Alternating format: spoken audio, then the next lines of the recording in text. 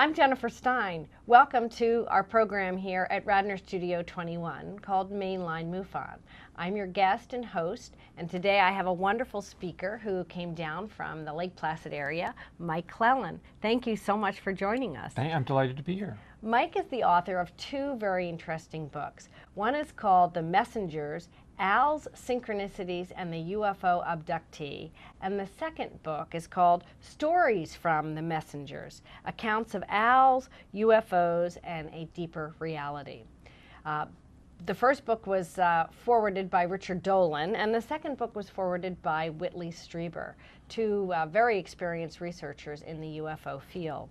And these books cover the very, very profound and interesting connection and synchronicity between UFO abductions, people seeing UFOs, and then people having owl encounters, literally physically hearing an owl out their window or seeing an owl, in their yard or in front of their car, and sometimes very strange looking owls as much as 4 or 5 feet tall.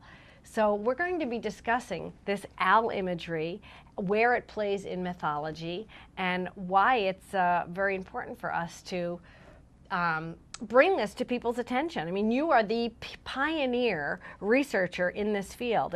If you go anywhere in the world and talk to anyone or ask them, have you ever heard of Mike McClelland, or have you ever had an owl experience? You're the main researcher. I have turned into the owl guy, yes. I'm now the owl guy. I did not pioneer this study. The other people had I'm following the footsteps of other people who have noted the connection with owls. I'm the one who took it the furthest, obviously, you stack those two books up, you're getting close to about 700 pages of UFOs and owls. And in other books you might get a paragraph or a half a page here and there, but I feel like I've dug pretty deep, and I've tried to pull on every imaginable thread I could just to see where it would lead. And the results were really remarkable in the sense that I entered this not really knowing where it was going to go, and I was shocked by the wealth of really powerful stories. So let's go to the beginning story where you had an experience and you had some sort of a download. Can you explain that for our audience, where you knew there was a connection between seeing this owl and a UFO connection? Well, the event was in 2006, which is now going to be 12 years ago, and I was camping where I used to live in rural Idaho, right near Grand Teton National Park. I wasn't actually in the park when I was camping, but I was very close to the border of Grand Teton, which is right next to Yellowstone, so big, wide, enormous wilderness area. And I was with a friend, and we camped together twice within 4 days. Just went out for one night, which is exactly what I do. I was taught camping, and I spent a lot of time in the mountains. And at sunset, these owls, 3 owls, flew around us, sat near us, perched in branches near us, both the first time and the second time. It was remarkable. Now, this is very unusual. This is on the level, this isn't really that interesting of a story. Someone went camping, they saw some owls, but in the moment I saw those owls, and I did not talk about it then, I will talk about it now. I was, it seemed absurd at the time, but I had what felt like a voice in my head that said, looking at these owls, looking at the real owls, standing on the ground, on the branch, flying above me, I had the very strong, I'll say internal knowing that this has something to do with the UFOs.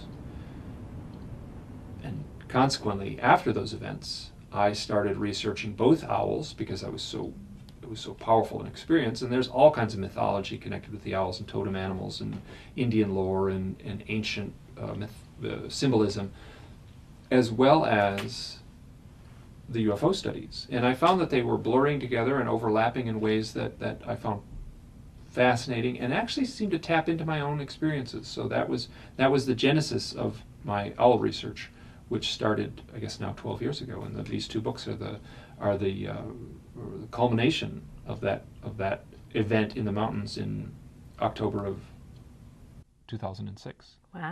Wow. So it's been quite a journey. It's sort of like you've had to surrender to it and then let the stories almost talk to you. I wish I had surrendered earlier, because I think initially I was fighting it, and it was not an easy journey. It was a battle, because it meant going down the deepest slippery slope into the abyss in a way. I mean, I really had to let go of a lot of preconceptions about reality itself, about the nature of reality.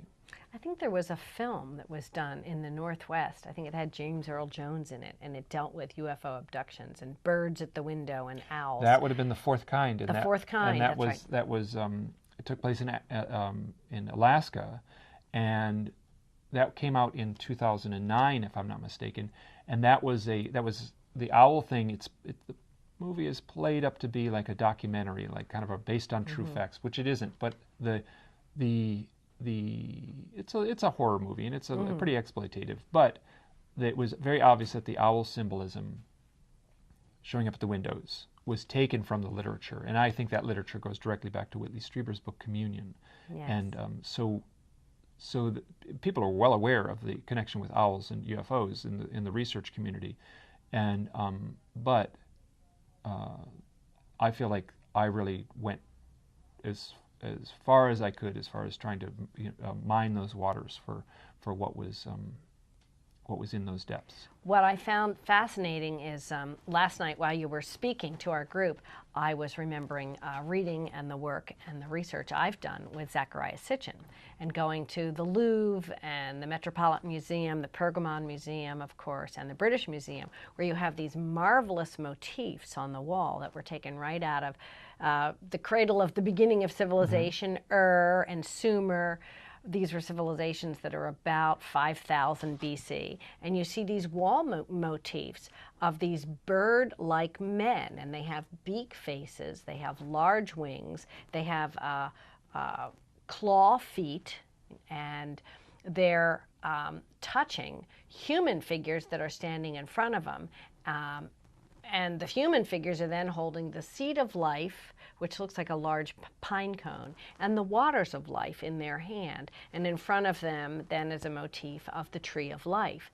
So you're led to believe somehow through this pictorial mythology, and it's described actually in Sumer, cuneiform, written right across the front of these motifs, that this is the story of the birth of humanity.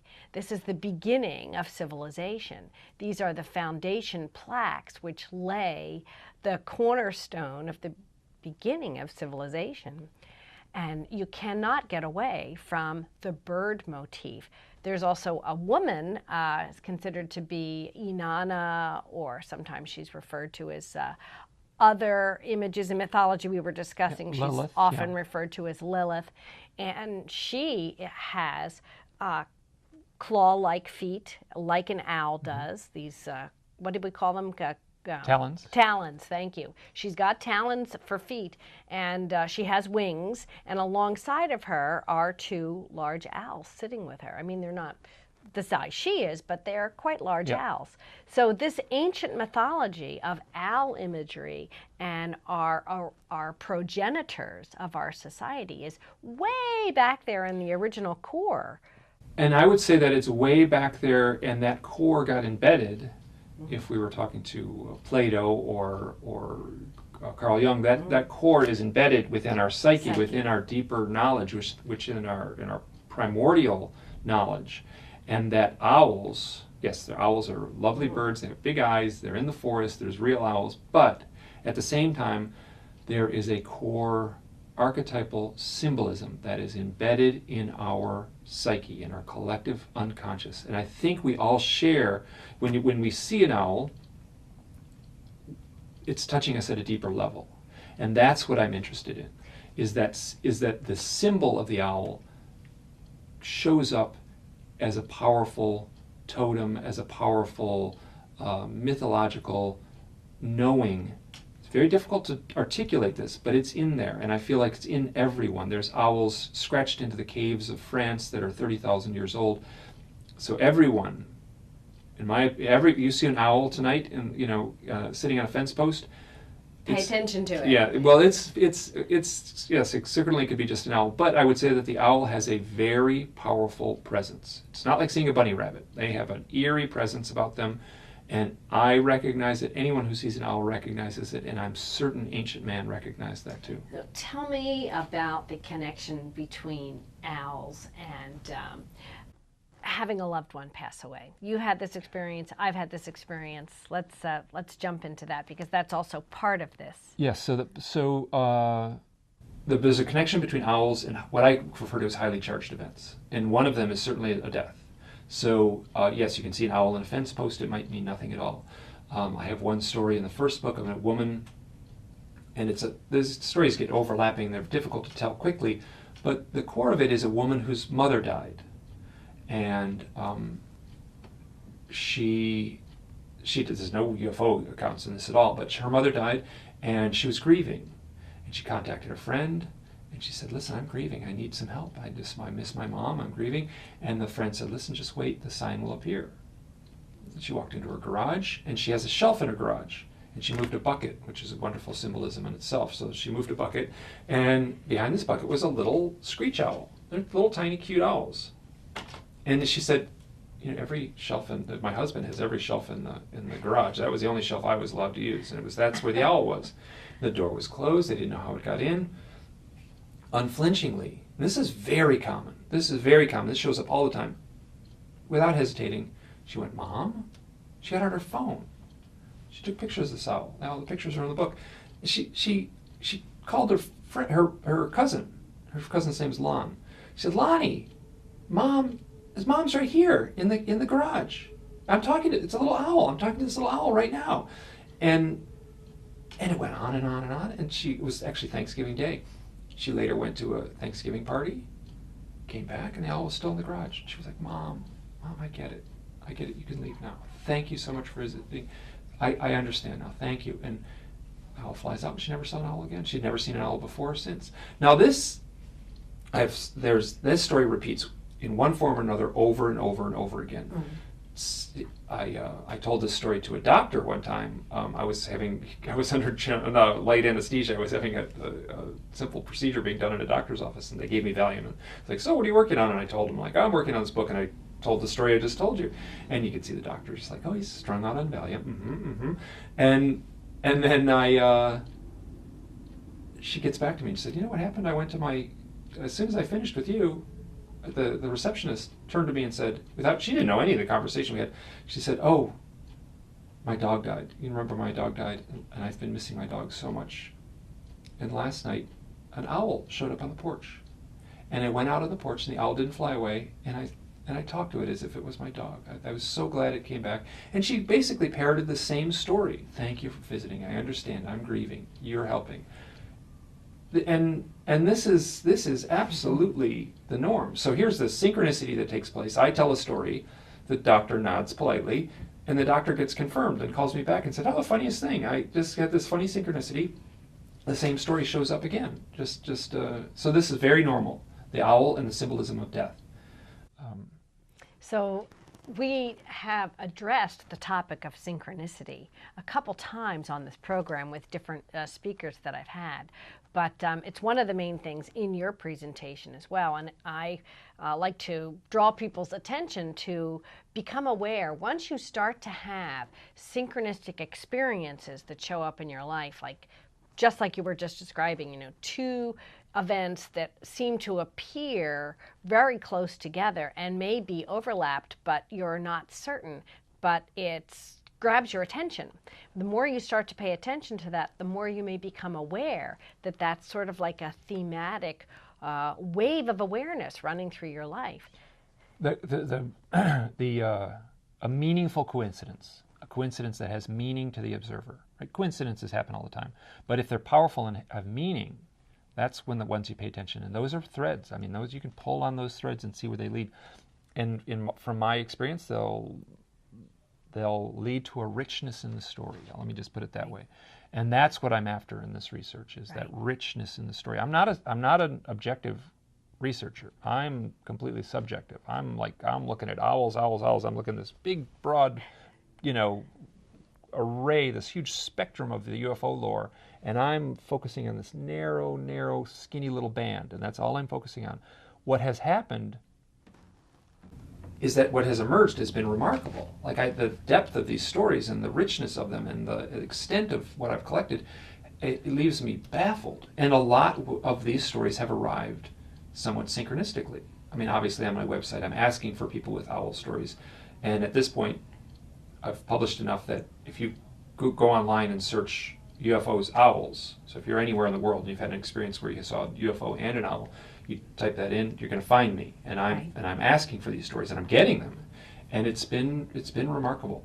Right, if you're just joining us and you're trying to figure out what we're talking about, I'm Jennifer Stein, and this is my guest, Mike McClelland. And your website, if people want to go to it, is called Hidden Experiences, right? Hidden Experiences? hiddenexperience.blogspot.com. And if you want to fast track that, just type in owls UFOs. It'll come right up. It'll come right up. That's right. I'm also would love to mention that the Native American cultures in this country all often talked about interfacing with animals, and many of them had the ability to communicate psychically and sometimes even see through the eyes of another animal. There was a lot of animal mythology going on, and your research overlaps into some other animal experience as well, like deers, or I should say deer, and a few others. Correct? Deer, raccoons, squirrels, hummingbirds, hawks.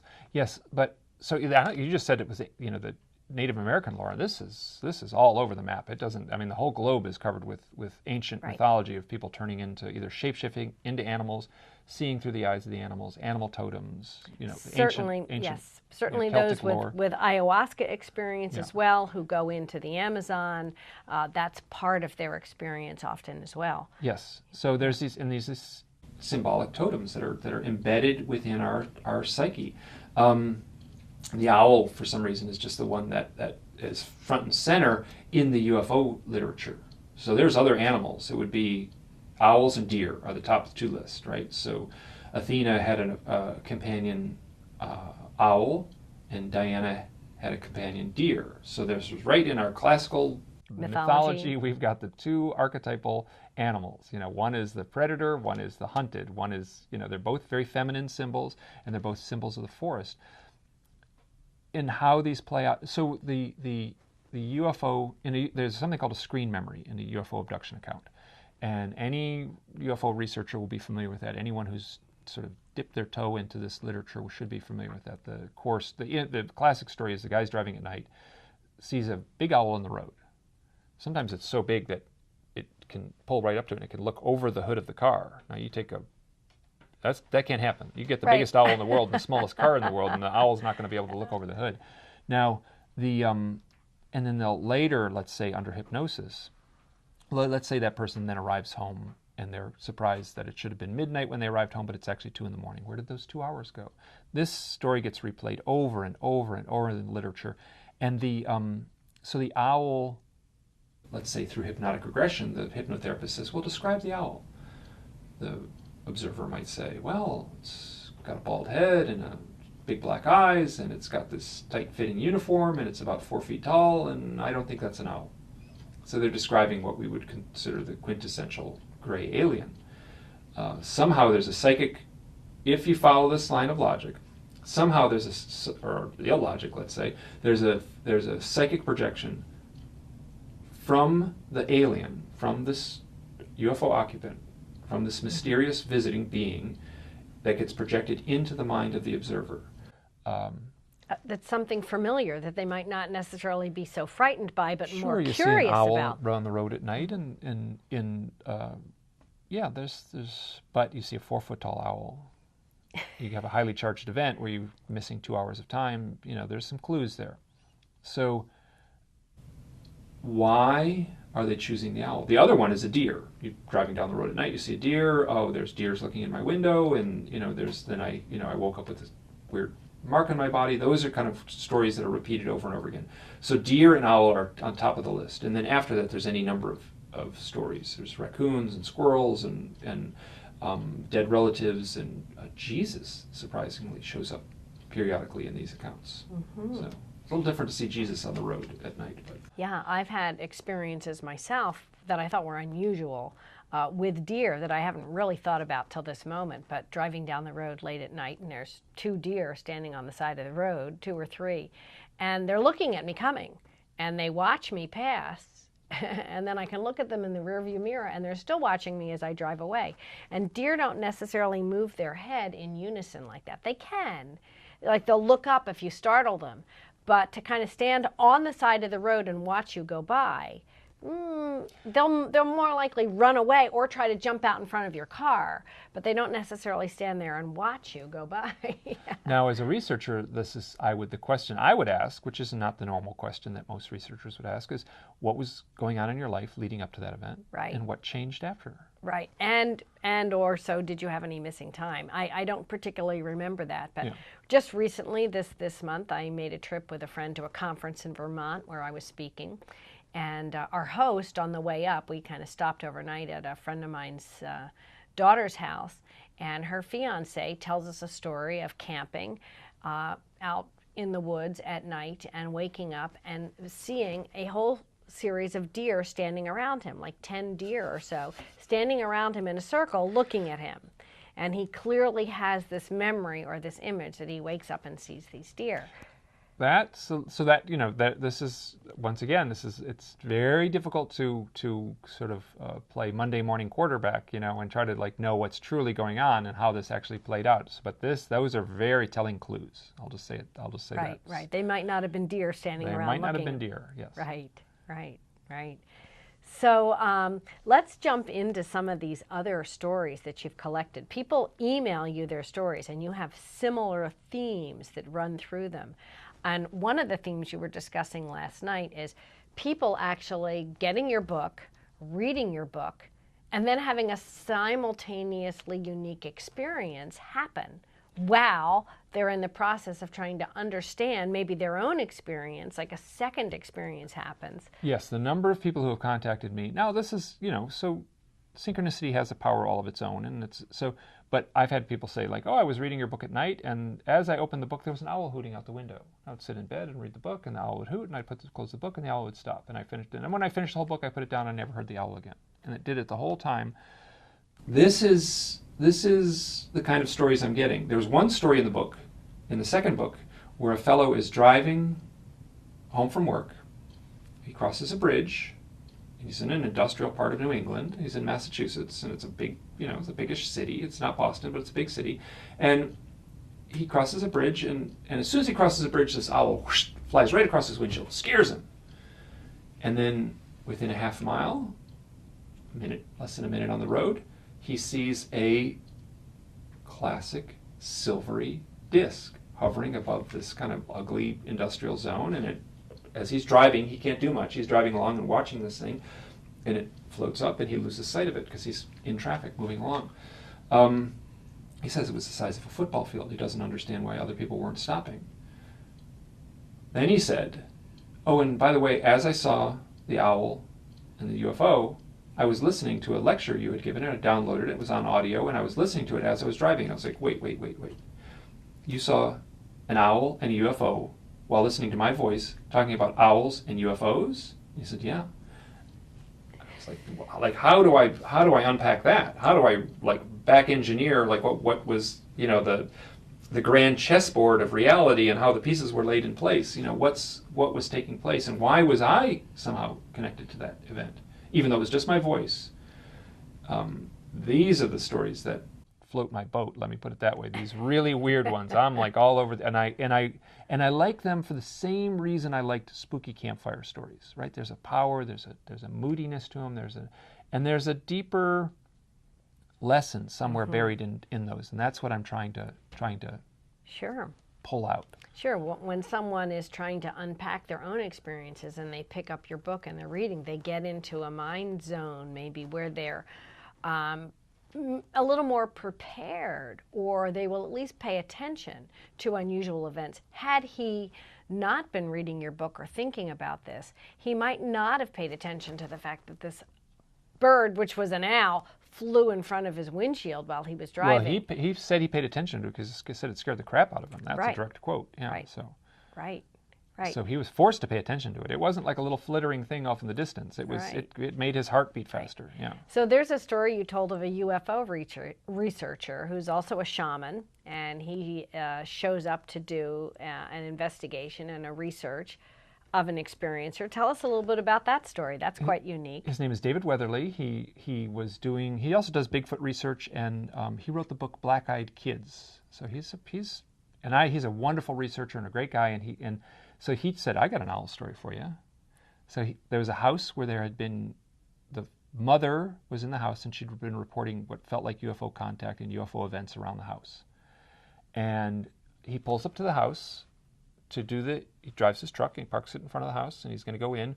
But before he does, he has to put the batteries in the little voice recorder. He's going to put fresh batteries in and record the conversation inside. So he's putting fresh batteries, he's looking down in his hand, and then he feels like a palpable thud. And the car just feels it. He looks up, and there's a great horned owl standing on the hood of his truck, looking in the windshield right at him. So here we have a shaman researching UFOs at the house of someone who's having UFO contact experiences. An owl staring at him in the eyes at the moment he arrives. Like, You can't make this stuff yeah, up. and if I did make it up, people would call me on it and say, that's pretty corny. You can't really, that's a little, you got to tone it down a little bit. So yes. So if I did make it up, I would be a poor author, because I would be hammering the things over their head, the reader's head, too hard. But these are real events. So I'm left to conclude that there's very little I can say concretely. What I can say concretely from my own deepest knowing at this point, and this is all from my own experiences as well as the years of studying this stuff, owls and UFOs are connected. That's me. That's my opinion. I feel strongly. There's a knowing. Beyond that, the why of it, the how of it, the reason, it's all speculation. But the richness of the stories tell something deeper. And the power of these stories and the transformational process that the people who have these experiences go through in association with the owl. I mean, yes, you see a UFO, right? You're going to be like, from that point on, your definition of reality has shifted. Everything you learned in school, everything, the society has told you is out the window, because you have direct experience of something more profound. And that can happen with a UFO sighting. A person is changed. That can happen with an owl sighting. So profound. Here, I'll tell you one story that this doesn't have anything to do with UFOs, but it has everything to do with the research and everything to do with the core message. There's a young woman. She was young at the time. She's now a grandmother. And so she would have been just in high school. She was severely depressed. And she was planning to kill herself. She had a spot picked out on the map where she was going to drive at night. It was a little spot in the woods. She had it picked out. She would drive at night, and she had in the car with her, she had a hose she was going to take from the tailpipe, and she had a pillow so she could lay down. And it was snowing, and she was on her way to die. She's slowing down to turn into the turnout, and this owl flies right up to the windshield. And the owl, she's at this point stopped. The owl's hovering. She says, all I can do is go by what she says. She says the owl looked at her for about 15 seconds, eye to eye, and then flew off. She turned around and came home. So there's the question I ask. What was going on leading up to the event? I don't care if the event is a UFO, an owl, or a synchronicity. What was going on in the event, the moments leading up? Wow. She was planning to die. What happened afterwards? She turned around and is still alive and is now a very happy grandmother. So can an owl hover in midair for 15 seconds? This is very blurry, right? The story is now 40 plus years old. But the power of that event is what I'm more interested in. Right. And the power of the story is what I'm more interested in. Right. it's very much in your face. You shared a very interesting story about a documentary film crew that I thought was fascinating. I'd love you to share that. Oh my gosh, for and this our one is one of those audience. stories that by the time you start pulling on these threads, they go everywhere. There's a wonderful documentary, you can find it online. It's called Time is Art. And the director is a woman named Katie Walker. She worked on the project with her husband. And it's about synchronicity. So it's a study of synchronicity, and the owl thing shows up. You know, the woman is there's a woman that's kind of the subject of the documentary, having a lot of synchronicities, and she's having owl synchronicities. Like she interviews a psychic, and the psychic, they show up, and the psychic has owl earrings on, and it's like, isn't that funny? So, and they go to the Mission District of San Francisco, and they're shooting these wonderful murals, and within the murals are owls. And so they're shooting owls, they're videotaping owls. Documentary on synchronicity, they're videotaping owls. Beautiful murals, a creative project. Mural after mural has art of owls. They set the camera down, and without realizing it, when they go to the editing room, there's this sharp, clear, vivid image of a boxy sort of craft, like descending at this really unusual level into the trees. It only lasts for about a second and a half, but it moves behind some trees. Because the camera was still running when they set it down. The camera's they running. weren't aware of this. They weren't aware of it. They found out later. And so here you have a documentary on excuse me, I'm doing it again. I mix them all up. I mix them up all the time. You have a documentary on synchronicity. They're videotaping owls. They capture a UFO. This is perfect, perfect, perfect. It's the core, it's the blending of these three things where you don't know where one ends and the next one begins.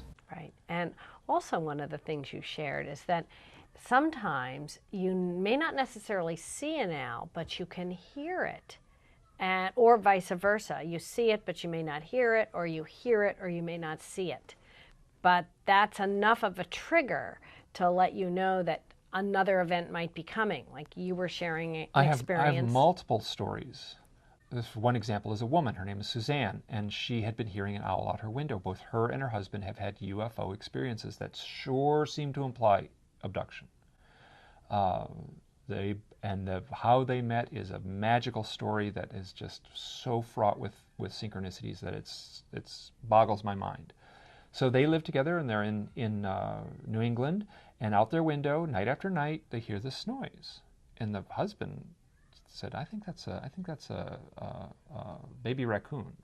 And later, Suzanne realizes it's an owl. She finds the owl audio online, and so she hears it one night, and she's going to record it. Once again, the story involves me. She is going to record it for me. She's my friend. She said, I want Mike to hear this audio. So she walks with her phone up to this tree, and the owl's hooting, and the owl's hooting, the owl's hooting. She walks right up to this tree, and the owl stops hooting, and then there's this orange light that glows in the tree and disappears.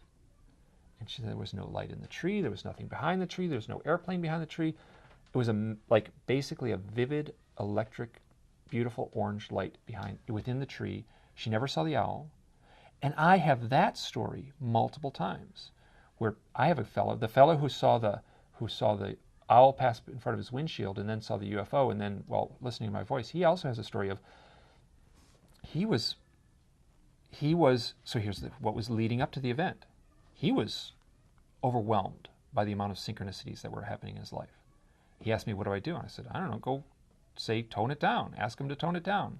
So he went in his yard, and he said, basically, I respectfully ask, I need help. And at that moment, an owl hoots in the bush right in front of him. He's standing in his backyard, bush right in front of him, hoots in the bush. Spooky, eerie. And the next thing that happens is there's an orange flash within the bush. All I can do is report these stories. So if you tell a spooky story around the campfire,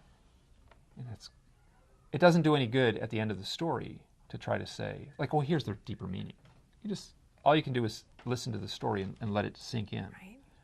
And I do it plenty, but I try to do it as minimal as I can.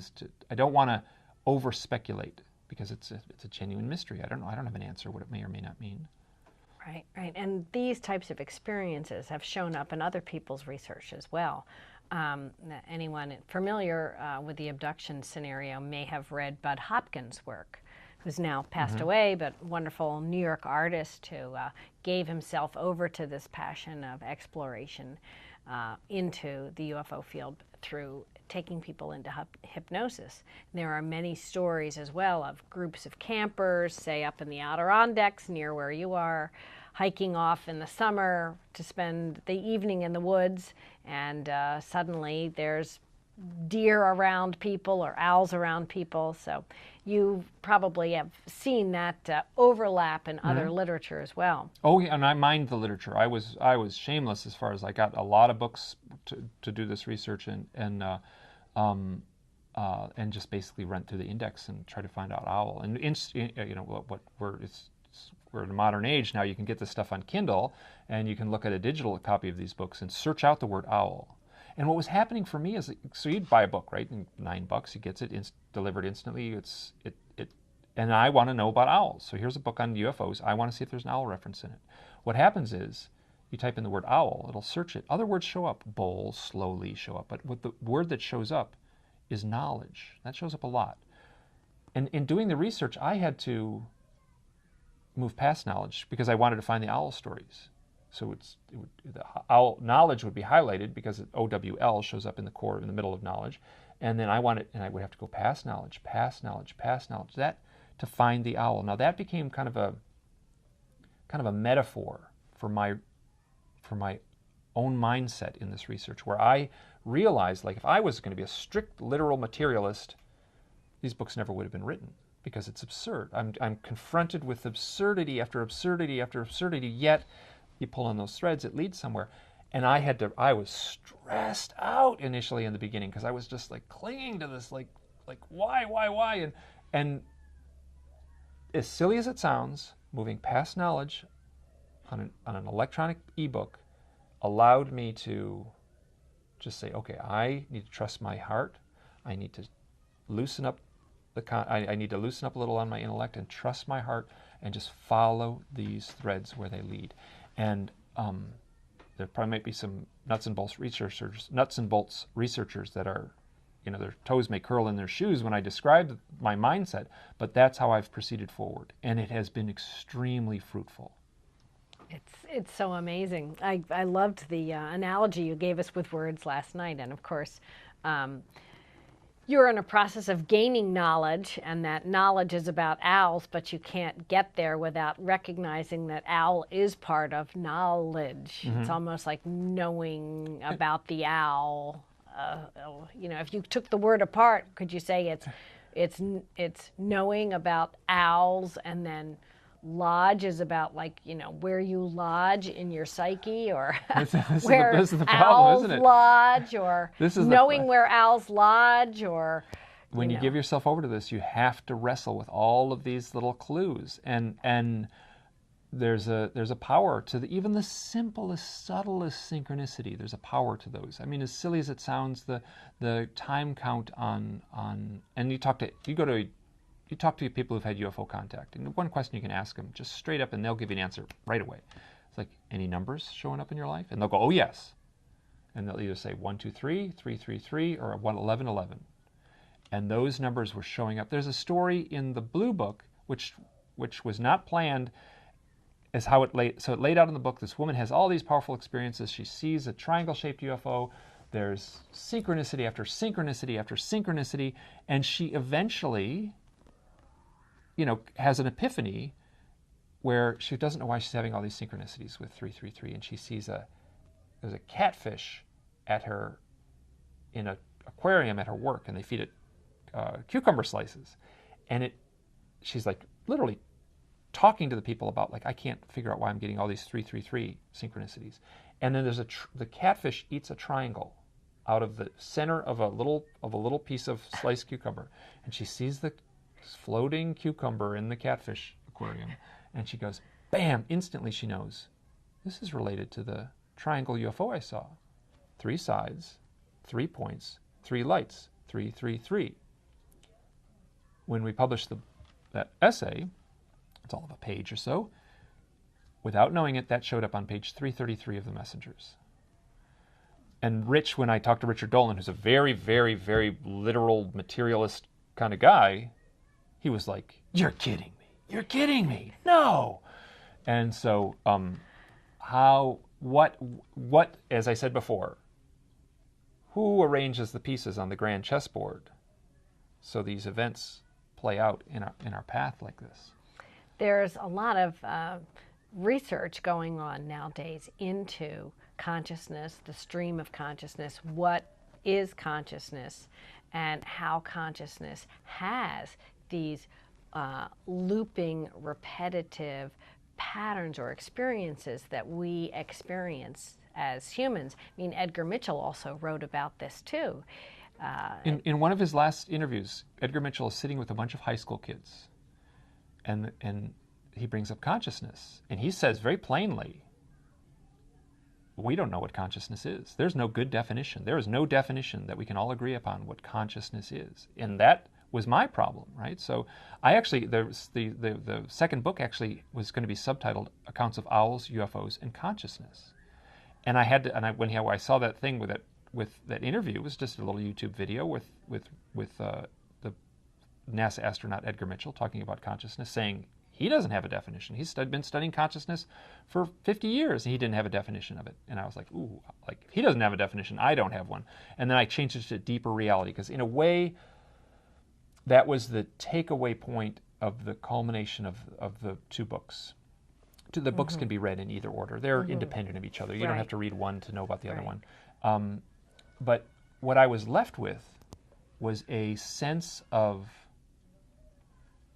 reality is not what I was taught in Sunday school or in elementary school, or it's not just the physical universe that we live in. It's something much richer. And then there's both these books are remarkably, this is I should be careful how I phrase this. I entered this research and the writing project of putting these books together trying to be pretty open-minded, not to be locked into any kind of conclusion, good or bad. And what emerged is surprisingly life-affirming, is surprisingly rewarding.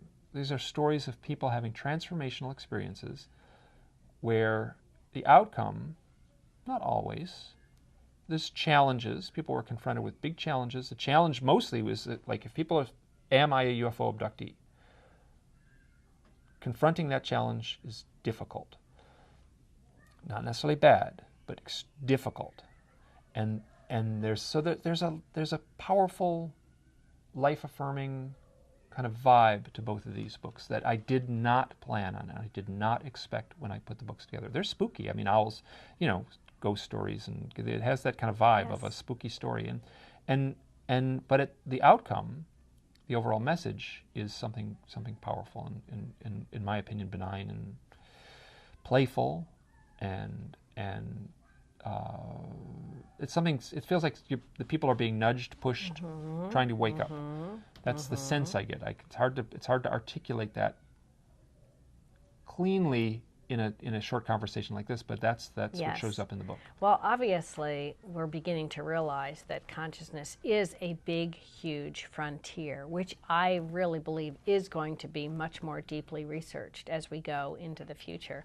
Not many people really think about this much on a daily basis, but we live our lives half in an awakened conscious state, which we think of as awakened, in the waking hours when the sun is awake, but the other half of our lives we spend asleep in the dark when the sun is down, and we naturally every 24 hours set ourselves into a different state of consciousness by allowing ourselves to fall asleep, and we go into a dream state. So if you really look at the human experience, it's both a known and an unknown on a regular basis, consistently every 24 hours. And what is the symbol of the dark? What is the symbol of the night? What is the symbolic image of the night? And what animal sees through the darkness? It's the owl. The owl is known to have incredible night vision, and we often encounter owls at night, not so often during the day. We hear them, see them. They are a nocturnal animal. They come out at night, as does the raccoon, as does the deer. Yeah. So we are confronted with a archetypal symbol of the subconscious, of the night. Now, we live in a world with electric light bulbs. I don't know what it would have been like. I can only imagine what the night meant just a few hundred years ago. What would it mean to walk into the darkness a few hundred years ago? What would it mean when the sun went down? Right. To And someone, of course, if you're living in a cave, and what does Right. it mean when the sun goes down? If you're living in, it doesn't matter. I mean, 100 years ago, if you're living in Philadelphia, or 200 years ago, there was no lights on at night. 200 years ago, so you had a very different encounter with the sky, the night sky. That's why navigators use the stars to navigate by. and a rich mythology Yes. to symbolically represent that night. And that core of that mythology, in my opinion, is the owl. And the owl is symbolic of that confronting of the subconscious, of the unknown. Right, right. Well, I think we've done an excellent job, covering your material. So if you're tuning into this program late, I will reintroduce you. My guest is Mike McClelland. He's the author of some amazing books. One is The Messenger, Owls, Synchronicity, and the UFO Abductee, and Stories from the Messengers, accounts of owls, UFOs, and a deeper reality. I'm your host. I'm Jennifer Stein, and this is part of a program here at Radnor Studio 21 called Mainline Mufon. And Mainline Mufon is a local group that meets at the Tredyffrin Public Library with free public programs once a month. So if you visit mainlinemufon.com, you can see archives of our past programs. You can see our upcoming schedule for the next year to year and a half that's posted. There's also a video page where you can go and watch other programs like this, where we record them and post them through Radnor Studio 21. So I'd like to thank you so much for being our guest today and coming all the way down from Lake Placid to share this with you. And I'd love to have you back and do a conference at some point for one of our Bucks County conferences we do on an annual basis here. And it's really been a great pleasure. Thank you so much. Oh, it was my delight. It was my pleasure. It was a total Thank you delight. for joining us. Thank you so much. You're so welcome.